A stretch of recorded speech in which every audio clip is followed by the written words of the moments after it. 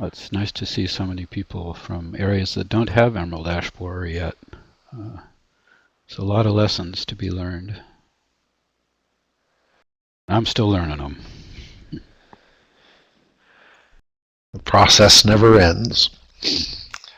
Okay, well, we have 12 o'clock, so I'm going to flip us over into the presentation mode. And let me introduce myself again. My name's Peter Smallage. I'm the New York State Extension Forester and host of the Forest Connect webinar series. And some of you are familiar with these, but this is a monthly webinar series. It's the first in the nation using natural resource management as the topic. Others have developed since, and there are a lot of good webinar series around the country, so there's lots of opportunity to learn. Today, though, we have, through the Forest Connect series, Mark Whitmore. Mark is a forest entomologist in the Department of Natural Resources here at Cornell and has been up to his eyeballs, earlobes, top of his head. Maybe some days he's submerged fully in emerald ash borer. All things EAB. So I'm delighted to have Mark as a friend and acquaintance and colleague, because when I get EAB stuff, I can send it to him and he can handle it. So with that, I am going to turn off my microphone and turn the airwaves, is that right? Cyber waves over to Mark, and sit back and enjoy. So thank you, Mark. Well, thank you, Pete. That was really quite a nice introduction. I have a lot of slides, so I'm going to be moving through this at a brisk clip. Let me be sure I can. Oh yeah, there we go. Okay, so yeah, this has been this bug has really been something to teach me lessons. In the past few years since we've had it in New York and we've been working on it. It's really, every time I think I got it figured out, it shows me that I'm wrong. So it's really important, I think, for people to realize that we are still learning about this thing. You know, it's like it was first detected causing lots of damage in the Detroit area in 2002, and since that point in time, we've been writing the book. So this is a beautiful picture. I mean, this is a beautiful insect. I got to admit it. You know, it does a lot of damage, but I have yet to work with more beautiful insect than this. The life cycle is very. This is just a 1-year life cycle I'm going to go through right now. 2-year life cycles do exist, especially I think in the early stages of an infestation when the infestation is low. But let me see if we get the pointer here. There we go. So starting with the adults will be emerging probably late May. It depends on the degree day accumulation, usually around 400 degree days, and I'm going to be talking about that in a little bit. So it emerges with the typical D-shaped exit hole. If you see a D-shaped exit hole in a birch tree, it's the bronze birch borer, same genus, different species. Here's the adult. The adult comes out. They'll mate. The female will then feed on leaves. Here you see the feeding damage on the leaf. She'll feed on the leaves to mature her ovaries, and then for a week or so, and then she'll be laying the eggs. These eggs they are cream colored when they first come out, and they turn that bronze color. She likes to lay the eggs, I think, in bark cracks. You'll see a white ash has that really smooth bark on the top of the tree, or in young trees. I don't find the density of emerald ash borers great in that part of the tree, much more so where there are bark cracks. Okay, so the larvae hatches, it bores down. Here you see it bored through into the phloem tissue and creates the very typical S-shaped gallery. Here's the larva there, just about at the final stages of its larval feeding. Here's a good picture of the larvae right here. The one thing about the emerald ash borer and other members of the genus Agrialis is these nested bells on the back of the larvae. That's a really good diagnostic character of the larval emerald ash borer. The problem with the emerald ash borer is that you can't just peel off the bark and think that you're killing all the insects, because they pupate in the wood. They'll also pupate in the outer bark when you get really thick bark trees. And they'll spend the winter in this prepupal stage right here. It's interesting to see the larva sort of bends over itself. I have no idea why it does that. It's interesting, but bugs always keep you busy. So then right about now, it's probably going through pupation, changing into an adult, and it'll be emerging probably, at least in upstate New York area, probably late May. Let me see here. So this just shows you where it is. Here it feeds in the phloem tissue here. This is, by the way, is black walnut, not ash. I'm still haven't gotten my ash picture yet, but this shows you this is the phloem tissue right here. By the way, this is thousand cankers disease in black walnut. Not a very nice thing, something to look into if you have black walnut. But then it will pupate here in the outer bark, or it'll pupate here, just in the very just under the surface of the xylem. And that's how it gets transported around. Okay. And there's another way to look at the life cycle, sort of like with the adult spanning this period of time. I've caught the adults actually into the middle of August in traps.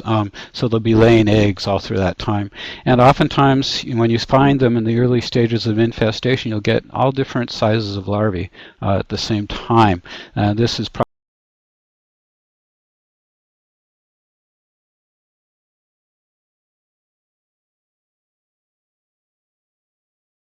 right here, and the typical D-shaped exit hole for adult emergence. So there's a good illustration of the larvae I actually found in one of the logs I was looking at. This is the cerambycid beetle here, a different family than the emerald ash borer that you see here. Here you have the nested bells. This is the cerambycid beetle. This is the head up here. It looks sort of like a horseshoe nail. Here you got the emerald ash borer larvae. All different different stages on the same piece of wood. Probably these are a 2-year life cycle, and these might be 1-year life cycle. And then there you go. You got the Neoclitus, the red-headed ash borer, a native boring beetle. It doesn't kill trees. It does what native bugs usually do, which is take out weakened individuals. So here it just goes to show you this is the progression of the infestation in January 2003. They had gone through and looked for where the emerald ash borer was after it was first determined that it was responsible for all the dead and dying ash in the area here.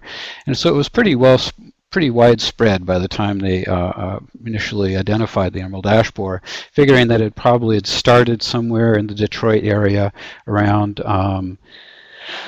I would say in the early 90s, and I was actually giving a talk recently in Niagara County, and a nice man came up to me afterwards and sort of said, well, you know, I think I might be responsible for bringing that in.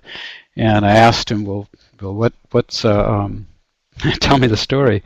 And he said, well, I'm a retired automotive engineer, worked my whole life in the Detroit area, and about the early 90s is when we started bringing in tons and tons of parts from China.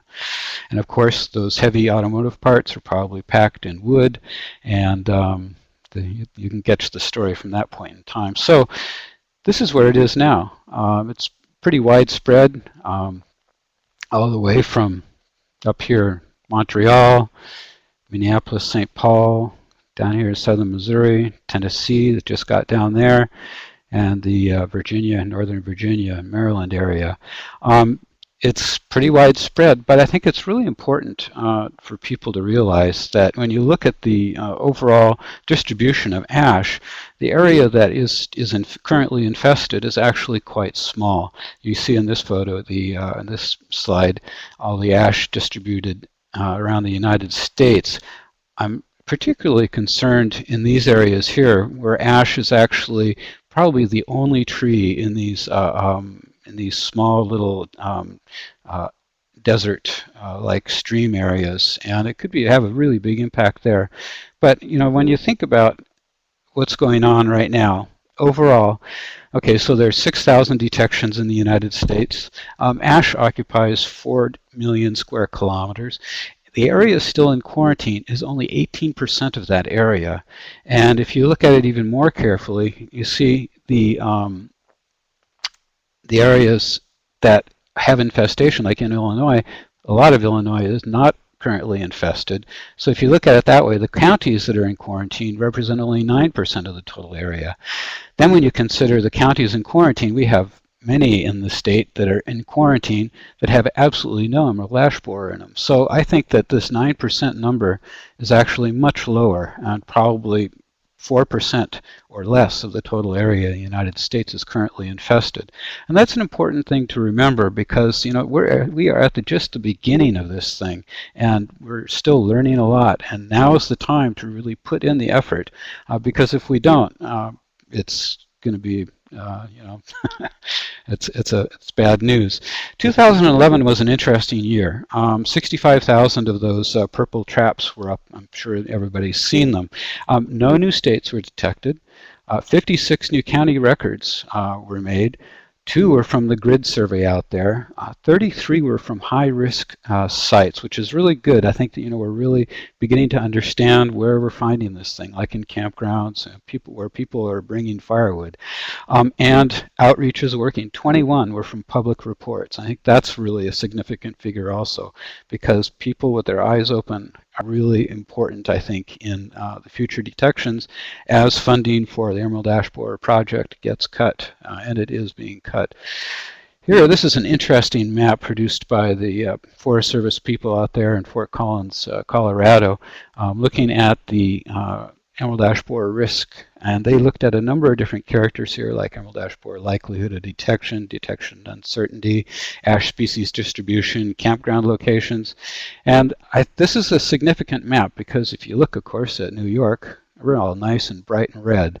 And then also up here, I know there isn't as much ash in these areas in the New England area, but I think that the risk is there. So it's important to keep in mind that it just isn't the density of ash; there are other risk factors involved as well. One of the important concepts, I think, for people to consider when thinking about the emerald ash borer population buildup is that you got to consider pest pressure. It's very simple. It's the number of bugs attacking a tree. Now, that'll determine how quickly a tree will be killed, and it also determines the rate of spread in an infestation. You can imagine if you have only a few bugs attacking a tree, it's actually going to survive for many years because the phloem is going to continue to grow. The areas will be where the individual bugs have attacked will be walled off, and the population is going to be growing very slowly because there's going to be plenty of food for the emerging adults to lay their eggs on. But if you get a lot of bugs all at once on the tree, it's going to kill it very quickly, 1 or 2 years. I've seen trees actually that have been infested for 7 years or more, and it has still had perfectly green canopy on them. But then I've also seen trees that I'm pretty sure have been killed in 1 or if not 2 years, very quickly, when you got a heavy-duty infestation. Pest pressure is a critical factor in management decisions. Pest detection, it's very difficult to detect an emerald ash borer infestation at low pest pressure. But boy, if you can catch it at that point, I think it's well worth the effort. And I'm going to help you understand some of the characters to look for at those low population areas. Treatment options are also dependent on pest pressure, the timing of your decisions. The pesticide effectiveness varies also, where only the most efficacious of the pesticides are effective at high pest pressure. And I'm going to go into that a little bit later here as well. So this is, in New York, we're sort of looking at 3 tiers. Very simply, in the population size, you got tier 1 at the very lowest level of population build up. Tier 2, the populations are beginning to really go crazy. And tier 3, they're really building fast and moving. So this is also related to pest pressure. You get tier 1, tier 2, and tier 3. You see the distance that you'll find emerald ash borer from the center of the infestation will vary depending on the number of bugs around. You can imagine it very easily. If an insect comes out of a tree, it's going to go probably to the nearest tree to lay its eggs. And if that's already filled with eggs or already dead, then it's going to have to go further. And when you get a high population going, it's going to force them to go further and further, faster and faster, sort of like bark beetles out west. Currently in New York, I think I got to say this right off the bat, less than 1% of the forests in New York are currently infested, okay? It might look like there's a lot of dots on that map, but we're really at the very early stages of infestation. We have in tier 3, we have the Ulster and Greene County infestation. That's, I think, conservatively maybe 125 square miles. That's the biggest one we have in the state. Then in tier 2 infestations, we have Monroe County, Chili, Lancaster in Erie County, Randolph in Cattaraugus County, and Bath in Steuben County. You see those at 1.5 mile radius for the top 3 there. The populations are beginning to grow in Bath and Steuben County as well. They're starting to grow, and we're really going to have to be keeping our eyes on those. Tier 1 infestations, Caledonia, Livingston County, the middle of Rochester, right in a park, only 12 trees. South Park in Erie County, South Buffalo, only 7 trees. You know, there's more trees in that area, I think, that have found. I just haven't been in touch with those guys that much recently. But then we have infestations where no trees have been detected. Pembroke and Genesee County, we've caught a bug in a trap, but dang, you know, I haven't found any infested trees. They're probably there. We just haven't found them. It's very low-level infestation. West Point in Orange County, again, we had very few trees and very few bugs in a trap. And we couldn't find any infested trees, so we girdled some trees and recently peeled those trees and found bugs in them. Very, very few, but they're there. In Bethlehem, Albany County, again, no infested trees found. And Lewiston and Niagara County, we really haven't delimited that yet. There were a few trees in a golf course that we found. They were found by the golf course people. They reported them. And again, outreach has worked. And I went down there with DEC personnel, and we looked around and we found some infested trees nearby. But I think we still need to be looking at that one carefully because Lewiston, Niagara County, has a lot of ash in it. If you look at this map here, you see, let's see, where's that thing? Oh, it's green. Great, it matches. There you go. This is Niagara County. 26% of the basal area of trees in Niagara County is ash. 28, I've forgotten the name of this county already, but you see in the Ontario Plain, ash is a really important part of the forest. But you get down in here, in the southern tier, there's a lot of ash, but there's also a lot of other species. So it's not as important part of the basal area of the stand. But the thing to consider is that this is a large contiguous forest all the way across here. We have it in Bath, and we have it here in Randolph. And once the populations begin building, there's going to be a lot of food for them to feed on. This map is hot off the press. Excuse me. Here you see some of the infestations. This is the big one here, Ulster, Greene County, 125 square miles. Very few trees down here. West Point, no trees yet detected in Albany. No trees yet detected in Genesee. Here we have Bath, Tier 2. We have Randolph, Tier 2. We have Lancaster here, Tier 2 infestation, and Chili, Tier 2 infestation, and just a few trees here in downtown Monroe and downtown Rochester that were treated or removed. And then we got the new one here in Lewiston in Niagara County. I'm going to go through all these with greater detail here. This is the Ulster County infestation. You can see this is a map I actually made to help people understand the treatment areas. If you're thinking about treating your trees with insecticides, then this is the, where is that pointer? Okay, there we go. This is the area that I'm sort of recommending people think about treating your trees. Of course, the closer you get to the black area here, the more seriously you better be thinking about treating your trees. I must say that at this point in time, it has just hopped the river, so it's in Dutchess County as well. They did put some trap trees across the river there, actually right next to the river and the railroad tracks, and they caught a couple of bugs in one of the girdled trap trees there. So we all had the feeling that the river really wasn't going to be a barrier, and it's not. So, but it's just, you know, we haven't really, people have spent a lot of time looking at Dutchess County, and there's really no obvious signs or symptoms. Just they caught that very few bugs in that one tree, so we know it's there. This is the infestation, the Tier 2 infestation in Chili. Again, we figure it started right around this area here, and the infestation, we're finding signs and symptoms about 1.5 miles away from the center of the infestation. We've caught bugs further away, but these bugs, I mean, there's no signs and symptoms at all in the trees, and indeed, these trees within this zone are easily treatable. Again, the closer to the core, the more important it is that you think about treating your trees, if that's indeed what you want to do. This is the infestation in Lancaster. Again, it's about 1.5 miles we've caught it.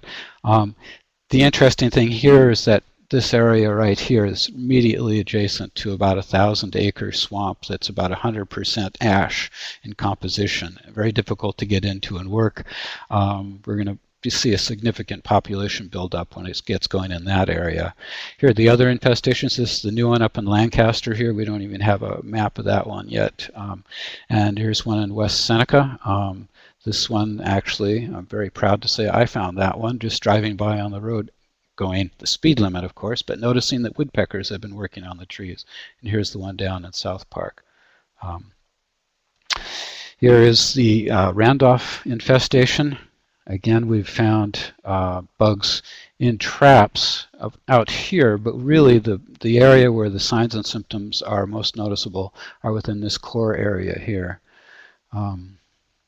Yes, all the new maps are available online, I do believe, except for that first one I showed you. Scott's still working on that in DEC. And this is the bath infestation. This is expanded. We need to redo this map because we found it up here right next to a hunting camp.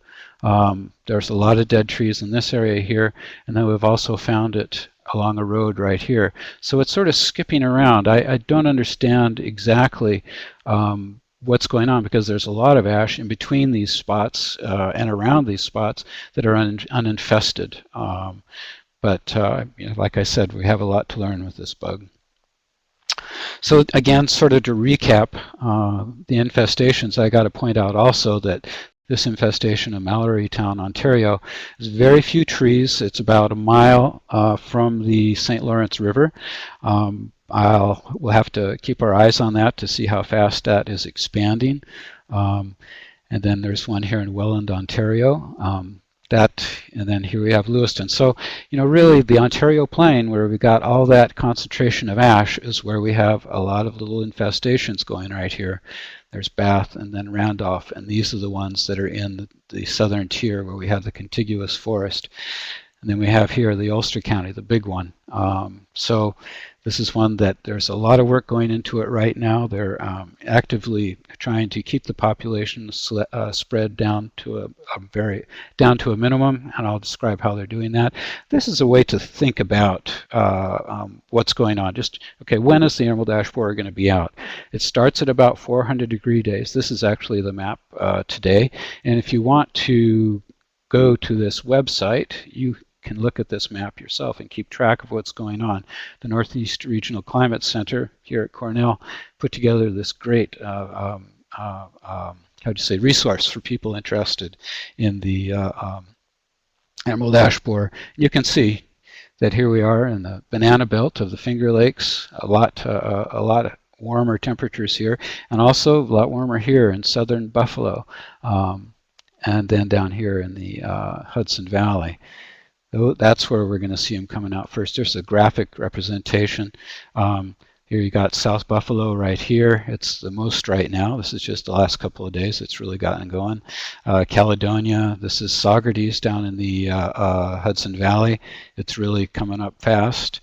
Then we got Randolph right here. Then we got Bath, which is the red one. Chili. This is Lewiston up there and right across the Niagara River in Niagara County, and then Rochester. They explained it to me that the Ontario Plain moderates the temperatures and keeps them lower. So I think it's important for people to think about, you know, what is at stake? This is just going around my neighborhood. This green ash is 3 foot in diameter, and you can see it's hanging right over our houses, and it's got big branches that have been taken off. That's a big, beautiful tree. Power lines, think about it. That's that's going to be a big issue. This poor guy's got, actually, there's 3 right here, and there's another one leaning over his house as well. Those are big ash trees.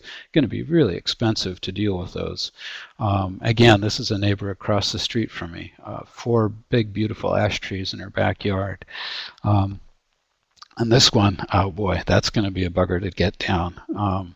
So, just thinking about the power lines. I've been in contact with people at National Grid, and they've helped me with these figures. The total amount of transmission lines in New York State is over 109,000. The total that are vulnerable, a lot of these are, really tall, those big, huge towers. The ones that are really vulnerable to trees are about 106,000 miles of transmission lines. And then if you look at that further, National Grid estimates there are about 242 trees per mile along their lines. And if you think about it, the conservative estimate of the percentage of those that are ash, I think 20% is probably a conservative estimate, because those are disturbed areas, and ash are really good at coming into disturbed areas and reseeding them. So that would make 5 million ash trees. And National Grid estimates that it costs about maybe $300 per tree to take them down. So we're just looking at the impact to the power transmission to the power companies, which ultimately is the ratepayer, of $1.5 billion. It's beginning to think about it, and it really adds up. A recent paper came out last year by Okama et al. I think really looked at the economic impacts of non-native forest insects very, very clearly. And I think there are a few really important things. The most important one is that they found that the costs are largely borne by homeowners and municipal governments. And another important thing is that the wood and phloem boring insects that are anticipated to cause the greatest economic impacts by annually inducing nearly 1.7 billion in local government expenditures and approximately 830 million in lost residential property values. The really sobering thing, though, is that it's like, we know there are other bugs out there, and they did an analysis, and it's pretty impressive. And given the observations of new species, there is a 32% chance that another highly destructive borer species will invade the U.S. in the next 10 years. So, I mean, that is enough to really, I think, that's pretty sobering. If you look at just the costs, they picked out the emerald ash borer because it is pretty economically damaging, and here is a breakdown of the costs. And if you look at it in the percent, here you see the percentage borne by local government expenditures is 50%. That's dealing basically with hazard trees, with trees that need to be treated, or cut down because they're dead, or treated somehow. The local governments are going to need to spend money to deal with the ash trees because it's such a popular street tree. Household expenditures, 21%. Residential property value loss, 22%. And then you get to the timber industry. We are going to have timber loss. It's probably going to be greater than 3.6% in New York State because we have so much ash. But still, it's a low percentage compared to all the other stakeholders that are going to be affected by the emerald ash borer. So what are we doing in New York State? The DEC has adopted a slow ash mortality strategy, basically called SLAM. They thought that one up in Michigan. That's a good one too. Basically, it involves survey and population reduction. Survey early detection, of course, is critical. We need more people out there looking around, looking for visual signs and symptoms, but also the purple traps, especially purple traps in girdled trees, because they're far more effective. The purple traps themselves aren't that effective, but it's about all we got, and we've found infestations using the purple traps. So I just hope we keep that tool going. Population reduction, basically, think about it. You got maybe 50 emerald ash borer per meter square. You get one tree maybe has 10 meters squared or more of bark surface area. That's a lot of bugs when you cut down one tree and you grind it up. It's sort of like Neanderthal entomology, but it works. It kills a lot of kills a lot of bugs, and if you do enough of that, hopefully you're going to be able to slow down the population. Another thing we do is we make attractive clusters of girdled trees called sinks, and then we know exactly where to go to find them. They're much more attractive to the girdled trees. So you got the DEC crew girdling up a bunch of trees there. The emerald ash borer is attracted to these trees preferentially than to the trees. Let me see, where's that pointer? Here we go. Here's the girdled trees. Our research in Randolph with, thank you, Melissa Furkey and John Vandenberg. And I did work with these clusters, and we found that the bugs from the infested trees preferred to go to these girdled trees rather than going to nearby uninfested trees. Now this sort of breaks down when you get really high pest pressure, high populations, but in the early stages or at the edges of an infestation, this does appear to be an effective technique to attract the bugs to the trees, and then you just come in here and cut them down and grind them up.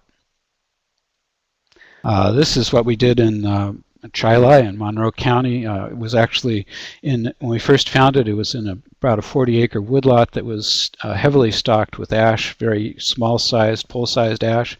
The operator got in there and got a flail or debarker here.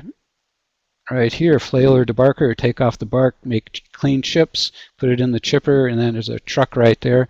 Filled up the truck and sold the chips to a pellet factory. Destroyed bazillions of bugs in these trees and got a good product out of it as well. I think we're going to have to consider this very carefully going into the future. A good market will make management opportunities much more viable. So I'm going to quickly go through some of the visual signs and symptoms because we need more people out there looking at what's going on. And again, visual signs and symptoms vary with pest pressure. You got the early tier 1 early infestation, you get bark splitting, woodpecker foraging are the most important characters. Tier 2 mid-level infestation, woodpecker foraging is really showing up fast, canopy thinning begins to show up, and then epicormic sprouting begins to show. Tier 3 infestation, canopy thinning is really apparent. Woodpecker foraging is all over the place, and epicormic sprouting occurs. Now, just to go through this sort of carefully, more carefully, bark splitting, you get this, boy, you're walking on water as far as I'm concerned. There's only a couple of instances where we have caught an infestation at this stage. Basically, you get just maybe 1 or 2 insects per meter of bark surface area. The tree is still growing, and what happens is the bark that's above where the infestation was, here you can see where the beetle actually, there's its trail. The bark that's above this dies, and so the tree is still growing, the phloem is still growing, and it splits it. This is another is a good way to look at it. Here you can see this, where's my pointer? There it is. Here you can see this is when the tree was attacked and the xylem has grown over that. This wound is about 5 years old. And here you can see it still has some nice green, nice healthy phloem growing. This tree probably had a great canopy in it and had been infested for 5 years. That's a really, really good character at the early stages. By the time you get canopy thinning, you have a lot of bugs. The pest pressure is high. These trees are beginning to die pretty quickly. It's good character from a distance. In Ulster County right now, this is what trees are beginning to look like in Ulster County. You can see it from a distance.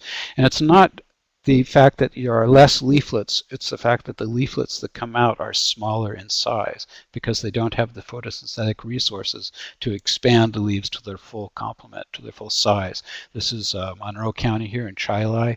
You can see these are pole-sized trees. They're all pretty heavily infested, and they got some good canopy thinning.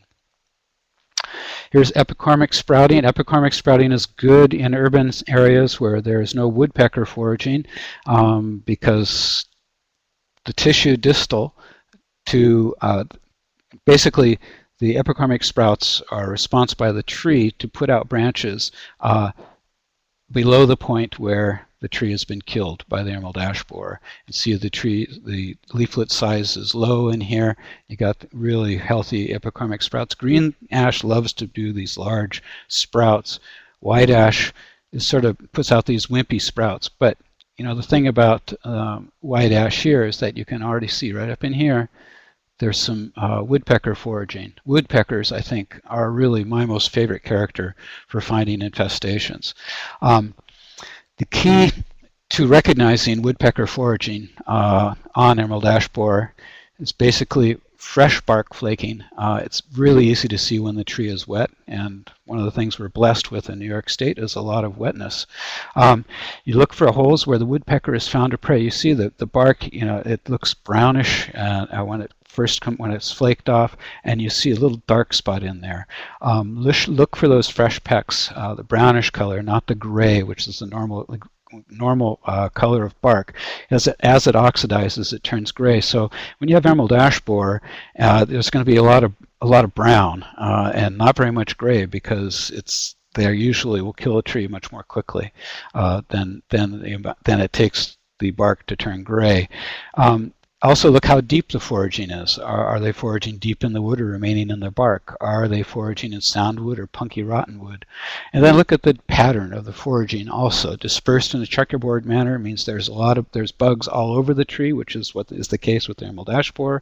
If all the foraging is all in a line and they look like it's old, that's not emerald ash borer. They're probably going over the native Neoclitus, which is the red-headed ash borer, which goes after tissue that is already in decline, and oftentimes it'll be like a tree will get hit by a car or something, so the tissue above that injury will be weakened, and that's where you get the Neoclitus, or the red-headed ash borer, going. And if you look at big areas of deep foraging, you know it's not emerald ash borer because they don't go deep into the wood. Here are the usual suspects. Really, I love watching woodpeckers. Now this has really been a fun thing to think about woodpecker foraging. And I'm working with the Lab of Ornithology and their eBird online program to try and get birders to report woodpecker foraging. And this also is a thing, look down the line. It's like woodpecker foraging on ash right now, but what's the next bug? And if we get a lot of observers out there looking at woodpecker foraging, maybe we'll be able to pick up the future bugs much earlier in the stages of infestation. Here's woodpecker foraging.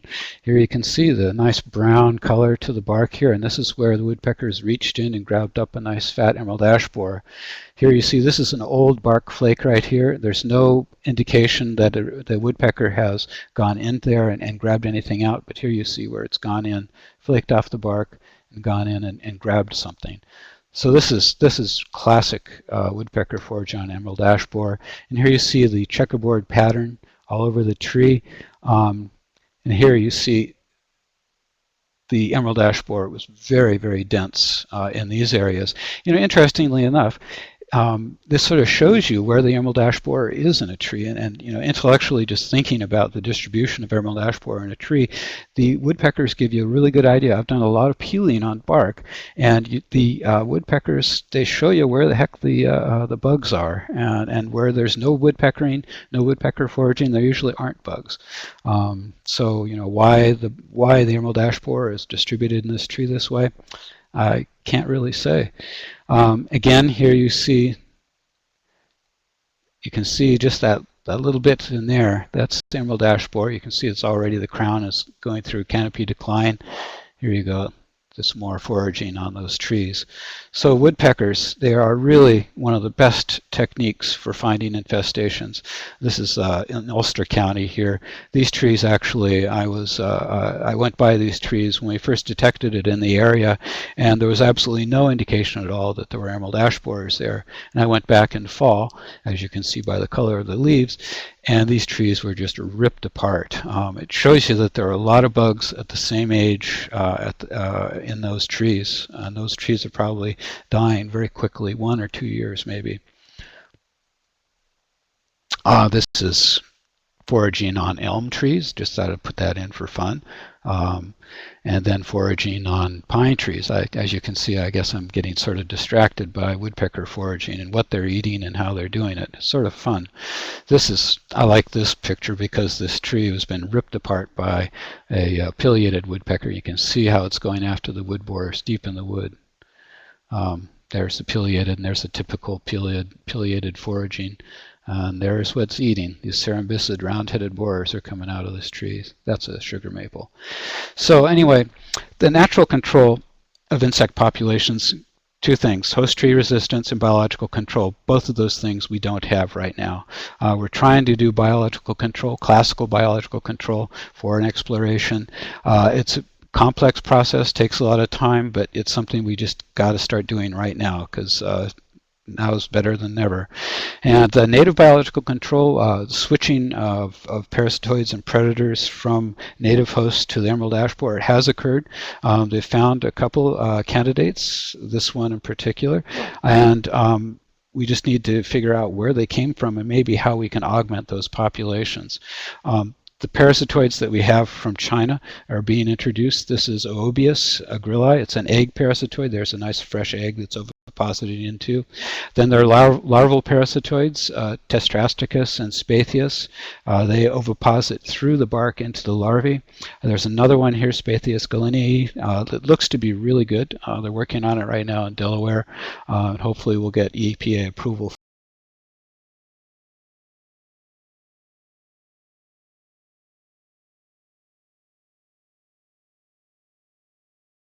Use these, get the populations built up, and they'll have an impact on emerald ash borer. But in the meantime, there's a lot of ash out there with really thick bark.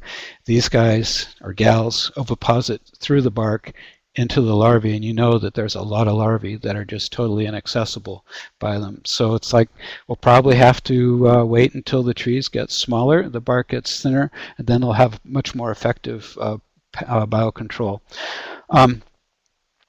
Pesticide control options. I think it's really, pesticides are effective in controlling emerald ash borer. There's no doubt about it, but we got to be smart. You can't treat all the trees out there because there's no area-wide treatments available. Prioritizing management activities is really important, especially in communities. Pesticides are being used to spread out tree removals. It's been basically a community will treat trees and then take them down at their leisure rather than waiting for them to die and then taking them out. It allows your budget to be used much more wisely. And one of the most important things also is that you have to think about how long the emerald ash borer is going to be around. The Midwest, they're thinking about 12 years. So you have to plan. If you want to keep your tree alive, you have to think about the future. You're going to have to be doing it regularly as long as the emerald ash borer is around. And it's best to start early in the infestation cycle to minimize the cost, because to keep your tree healthy, you're going to have to be sure that you get it before or just at the very early stages of emerald ash borer attack. That way you have the most phloem in there that's healthy, that can take up the insecticide and spread it evenly throughout the crown. Determine which trees that you're going to keep, you can protect for keeps. It's like you might want to treat a large number of trees now, but have only a few trees that you're sure you're going to keep, and then you're going to treat those differently. You need to pay attention to canopy characteristics and damage, and look at the remaining structure. If it'll form a balanced tree, it's like you have a big tree that has big branches taken out of it, it might not spread the insecticide as evenly throughout that tree. And so you got to really look at the tree and just decide, is this wise to do this? And there's a lot of arborists are well trained, and oh yeah, the news flash. Well, we've known that for a few weeks that it's across the river. And think about how long trees must be aggressively protected. So again, pesticide efficacy depends on pest pressure, and really you got to think about it: the pre-infestation, heavy infestation, and post-infestation. Certain insecticides work in the pre and in the post, but really there's only one that's been shown to be effective during the heavy population cycle. This is still, I think, the best reference for people interested in protecting their trees from the emerald ash borer. You can get it online on our website. I'm sure that many other websites have this available as a download as a PDF. So these are the different insecticides available in New York right now. And every state has their own insecticide, so be aware of that. Their own insecticide, registration. Right now, the only one that really works during high infestation pressure is the triage product. Work by Dan Herms and Deb McCullough in the Midwest has shown that the imidacloprid products sort of break down under very, very high pest pressure. Indeed, the triage product can be used every 3 years, which is a good it's very valuable to know that, because that way you can sort of like stack your treatments in a 3-year cycles. These are products only available to professional pesticide applicators in New York State. This can only be done by trunk injection. The problem is some of these insecticides are more expensive than others, and triage is more expensive than the imidacloprid products. But imidacloprid products, they can be used. They are effective in the low pest pressure situations, and so they are an option that you should consider. A new one on the block, we just got a special local needs license for Safari, dianetefuran. This insecticide has the advantage that it can be used as a basal trunk spray. In fact, it's only registered as a basal trunk spray, so that you can actually treat a lot more trees very quickly with this, although you have to remember that it's a yearly use product. But still, if you're up against the wall, you got a lot of trees you got to treat really quickly, like perhaps some places next to some of those tier 2 infestations in New York State, then maybe you might want to look at Safari as an option, so you can get a lot of trees treated, and then you can think about developing your priorities for removal or treatment for the future. A new thing on the block also is azadirachtin or triazin. This is not a nerve toxin, it's actually an insect growth regulator. The efficacy is still up in the air in my mind, but it's something that maybe you might want to consider if you're sensitive about the use of those other more toxic insecticides. This is the only insecticide actually that's registered for use in Canada. I'm worried about the homeowner product here, the imidacloprid product. Again, imidacloprid every year. This is a soil drench. In New York State, green ash especially, it loves to grow in wet areas near streams. And I'm afraid that I'm concerned about the potential for pesticide buildup, especially in areas where it's wet near streams, because it'll kill all the insects in the stream as well. And so, this is something to be aware of, that you got to be careful when using this, and especially around water. You don't want it to get into the water. But it is an option. But once again, as a homeowner, you're probably not going to be able to protect your tree during the very high pest pressure times. So you might lose it if all you use is the imidacloprid product. An interesting way to think about this is using the cost calculator. I encourage people to look at the cost calculator because it's it comes up with some interesting things. This is Cliff Sadoff put this together. I'm not going to go over the assumptions right now. They might not be correct for everybody, but when you look at it, the interesting thing here is that 3 different options here: replace unsafe ash, replace all, save 50% with insecticides. You get different cost accumulations. Here, this is replace all the ash quickly. Boom, you're done with it. Okay, you have a really heavy bill really quickly. It even gets worse when you replace all unsafe ash as they occur. That's no treatments at all, just cutting them down as they occur. He's based all this on his experience. He's in Indiana. And then if you look at treating them, here you can see the costs are eventually as high as the others, but it's spread out over a much longer period of time. Then if you look at the benefits of treating trees, I think it really becomes more apparent here when you look at it, because you've maintained all sorts of tree canopy in your urban situation, whereas here you've lost a lot of tree canopy. Of course, this depends on how many ash you have in your urban forest anyway. But here you lose a lot of canopy, and it takes a long time to get it back. But here you've maintained a lot of canopy, and there are, I think, a lot of values to having that canopy present. I don't have time to go over them right now, but it's really important just sort of winding down to think about, where is the nearest infestation? You got those resources, you got the maps online on our website. If you're a rural homeowner, should you be harvesting your ash? Well, I don't know, but I do know that you should contact a forester first because you don't want to destroy valuable growing stock just to get out the ash. Ash isn't as valuable as the oaks or the maples, and you certainly, don't want to destroy them, those valuable trees, just to get the ash out. Another very important thing is, does it pose a hazard? Where are the ash in your area? Near power lines, roads, and buildings? You know, what are your liabilities? I mean, the most important thing is the fact that if that you have an ash tree that you're responsible for and it falls down and hurts someone, that's a big deal, and we really have to plan ahead for that thing. Um, and then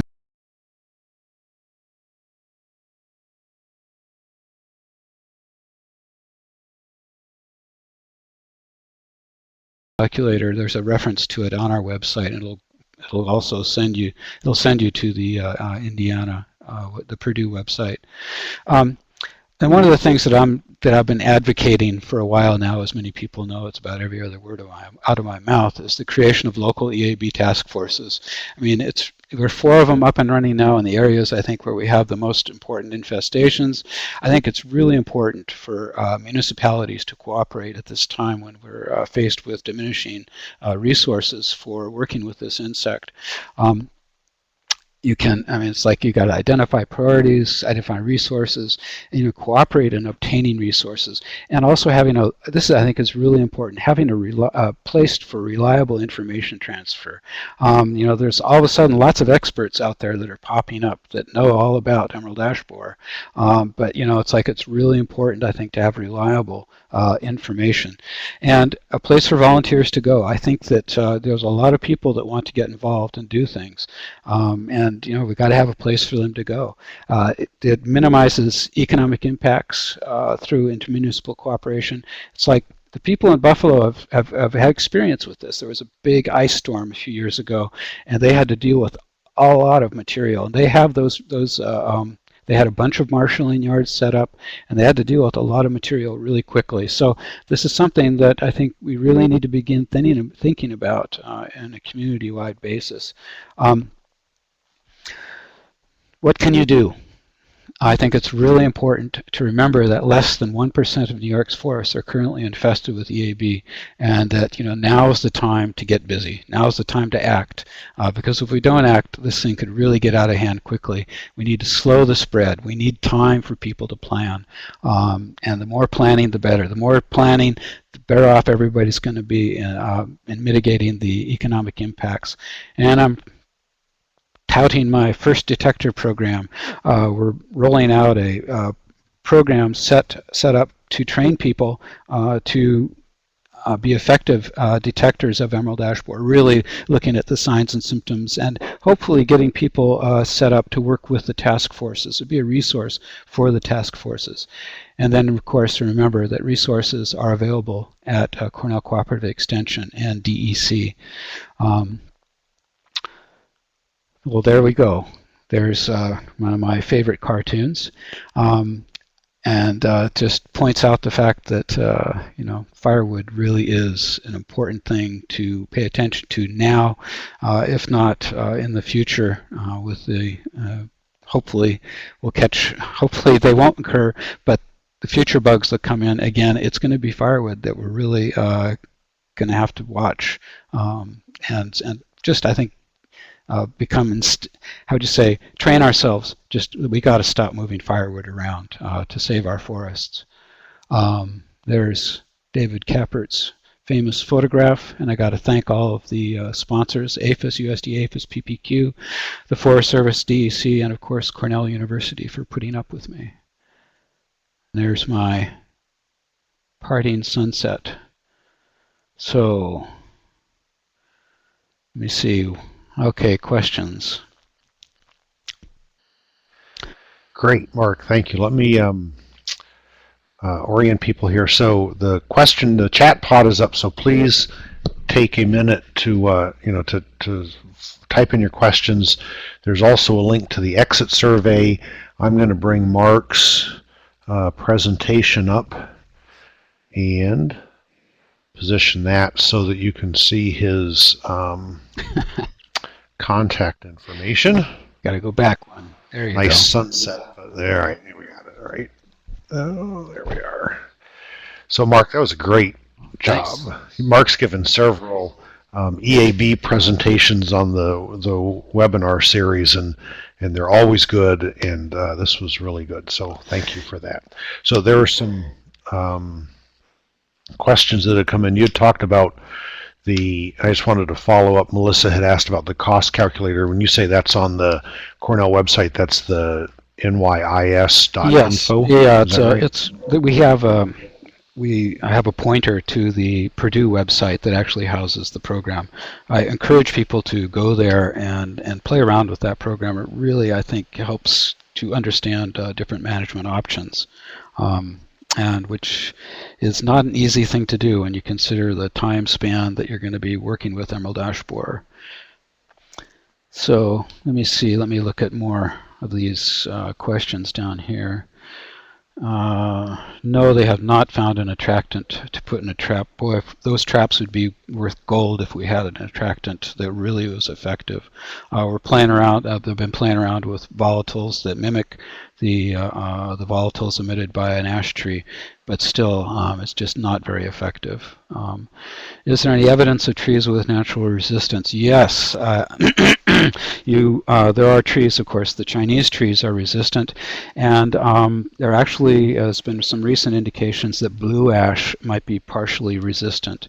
And indeed, I found some trees that I felt had some mighty small attacks by the emerald ash borer. It looked like the tree had sort of walled it off, but I'm not really sure. That's not my specialty area, and so it's like, I think we really need a lot of work. There's a lot of work going into resistance, bringing the resistance from the Chinese species into our species and then back crossing them to make them look more like our native species. But that's a long and involved process.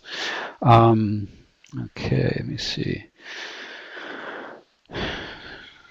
Rough bark trees do the Indiana bat. Oh, interesting. I didn't know about that. I think that's probably talking about shagbark hickory. It's a nice place for bats to hide out. I've harvested ash trees on my property and had them milled for rough cut lumber for framing and flooring planks for sheds. For sheds, it was very satisfying to do this, and the sheds are really strong. Yeah, I can't stress them. I love ash. In fact, my kitchen's made out of ash. That was before I even knew about emerald ash borer. Is the use of ash timber a viable way to control EAB? If you cut down your trees and you kill the bugs, yeah. Oftentimes, though, you're not going to be able to kill all the bugs if all you do is cut it into lumber. You got to peel off that outer inch of wood to be sure you've killed all the bugs. But yeah, I mean, it's good to use that timber. It's beautiful stuff. Is the Buffalo Task Force the same as WNY PRISM? I am new to Western New York. Yes, the Western New York PRISM is involved in the formation of the task force. They're separate groups, but the Western New York PRISM will definitely put you in touch with the task force. And indeed, if you're all interested, there's a task force button on our nyis.info website, and that'll also indicate how you can get in touch with your local task force. Mark, there were a couple questions earlier. One, is there a granular form of pesticide that is effective? No, all the forms. Well, Cortect is a time-release formulation of imidacloprid, and it's supposed to be. It works on hemlock woolly adelgid very well. For it takes 2 years to release. I'm not sure if much work has been done with that formulation. Most of the work has been done on injectables and soil drenches because it's puts the pesticide in contact with the tree quickly. It's important for it to get in and get spread around. And indeed, they're finding the two times concentrations of the imidacloprid products are definitely better than the one-time concentrations, indicating that you probably don't want to go with the time-release formulation of Cortect. Okay. There's another question that I'm just wanting to confirm. The concern was about impacts of the systemic insecticides on pollinators or other insects. Ash as a wind-pollinated species is presumably not going to have pollinator complications, but just are there any kind of collateral damage issues? And you mentioned one already in terms of green ash on wet soils. Were there other kinds of kind of broader impacts that people should be thinking about when they're using these insecticides? Yeah, that's a good question. It's one that's come up many times. I've spoken with a number of experts on honeybee experts actually, and pollinators, and there is pretty much across the board everyone agrees that ash is not really an important tree, so an important source for pollinators of pollen and whatever, and nectar.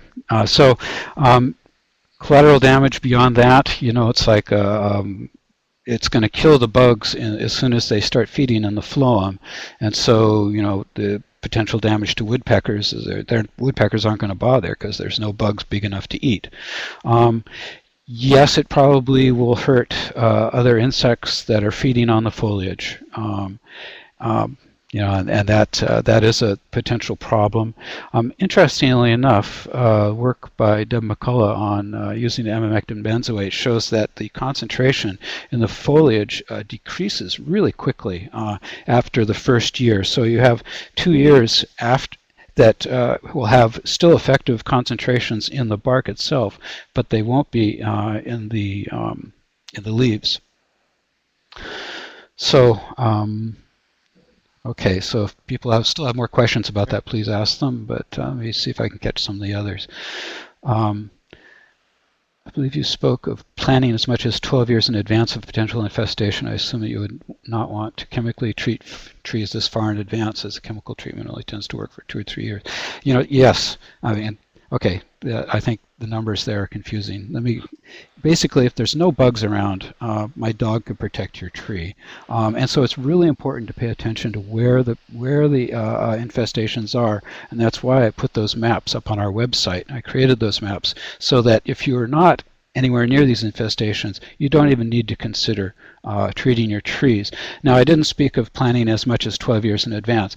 I was saying that by using the 12-year figure, it's basically when emerald ash borer comes into an area, you can expect for it to persist in that area for up to 12 years. So you're going to, if you are treating your trees to protect them from emerald ash borer, when that infestation is all around you, you have to plan to protect those trees for up to 12 years or perhaps more, depending on if the bug is still around. And we don't really know how long it's going to persist in New York because we don't have the experience of that time yet. It's like it might blow through much more quickly because there's a lot of trees and the populations will build up really quickly and kill trees. And so we don't really know. But you just got to build that into your planning, that you're going to have to work on this for many years in the future. Okay. Smata and infected. How many girdled trees would you suggest? Basically, if you have any ash around to treat as a cluster, I think the more trees you girdle, the more attractive it's going to be, but then you have more trees to deal with to chip up later. It just depends on your capacity. Using girdled trap trees to detect it is actually really a good way to find it. And if you're at all curious if it's around and you got a lot of ash trees on your property, sacrificing one and then peeling it in that winter after you girdle it right now, or when the leaves come out, girdle it, and then wait all summer. And if there's emerald ash borer in the area, they're likely to come to that tree because it's very attractive.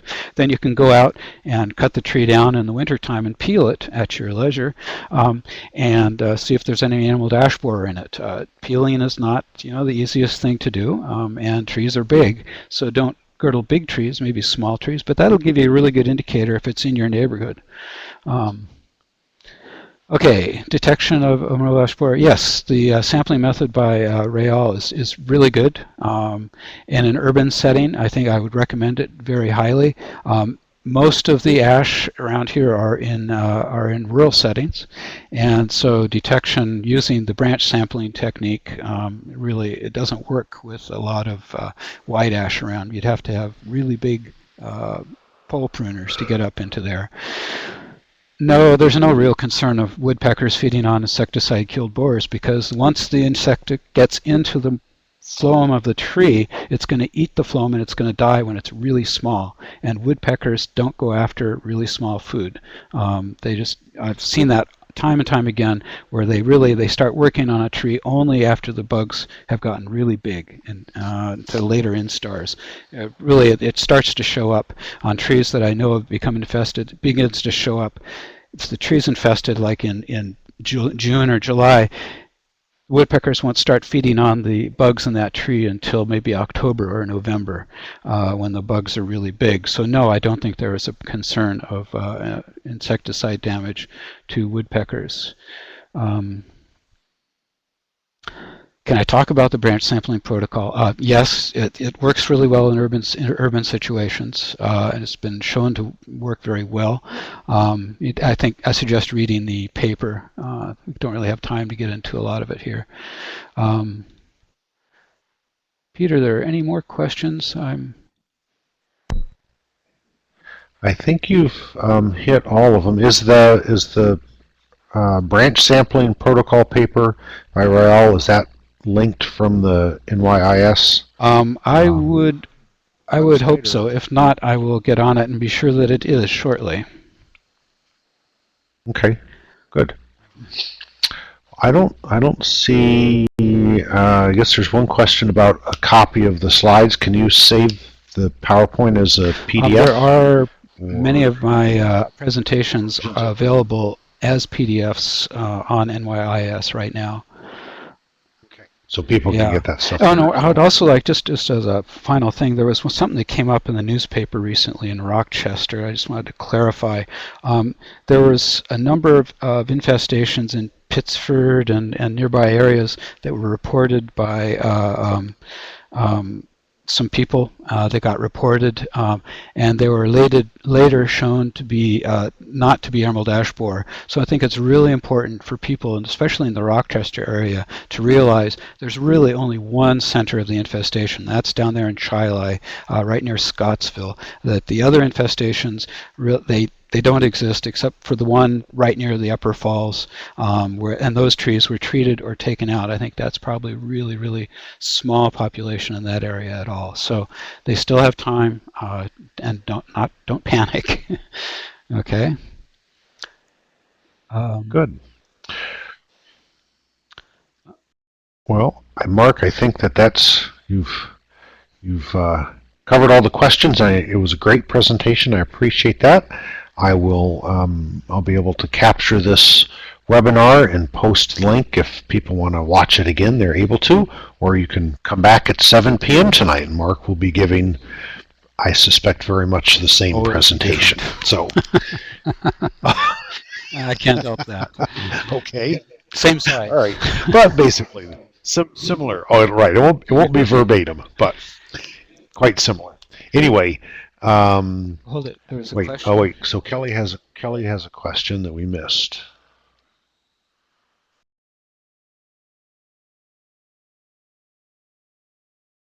Scrolling backwards, looking for it.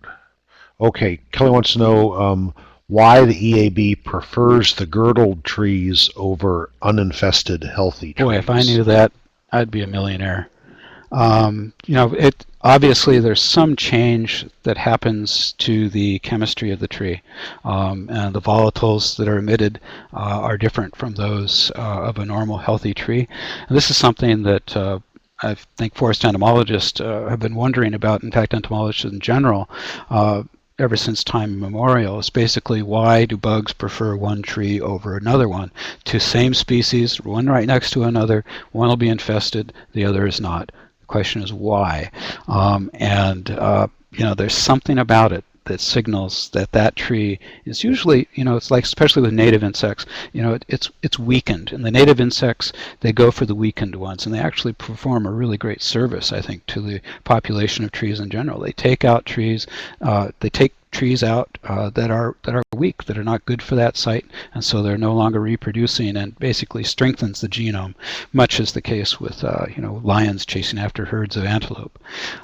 So it's a good question. I wish I knew, and I hope I answered it as best as I could for you.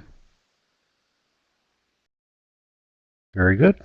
Well, thank you, Mark, and thank all of the participants. And with that, I'll officially close the session. Okay. Well, thank you, everybody, for listening. Mark, I'll see you back here about, what, 6:45 or so? Great. Thanks very much.